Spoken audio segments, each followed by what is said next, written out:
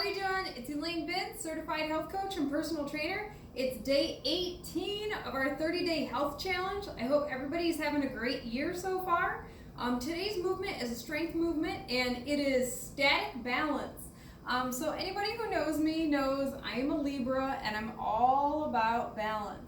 All about balancing out not only physically but also harmonically in the mind and the body and the spirit. So one of the movements I try to get all of my clients to get strong at are balance movements. So I'm actually going to do two videos on balance. This one today is on static balance, and then I'm going to do another video on dynamic balance, so balance while you're moving.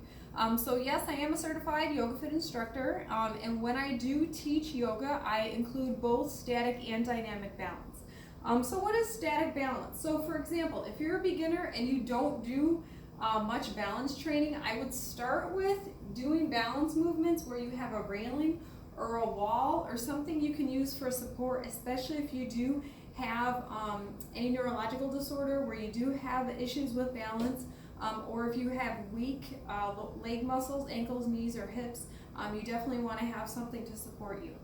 So an easy movement just to start with is picking one leg and then standing on that leg. And you can use a stopwatch, or if you have a Fitbit or even a timer on your phone.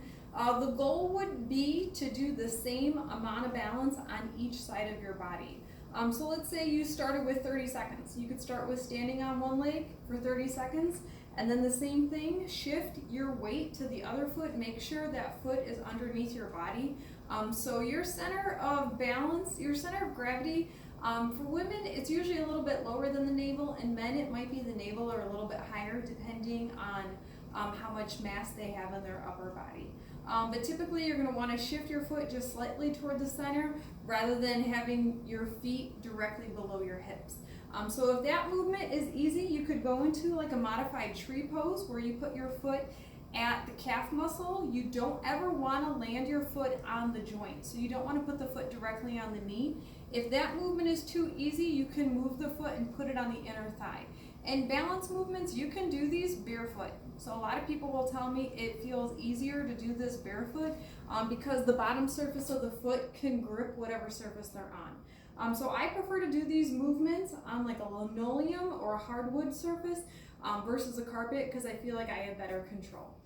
So simple balance movements, standing on one leg or putting your foot against the inside of the other leg, and then opening up the hip so that you have an opportunity to stretch the hips along with working on balance. All right, guys, I hope your challenge is going great. I hope you're having a great week, and I'll see you tomorrow. Bye, guys.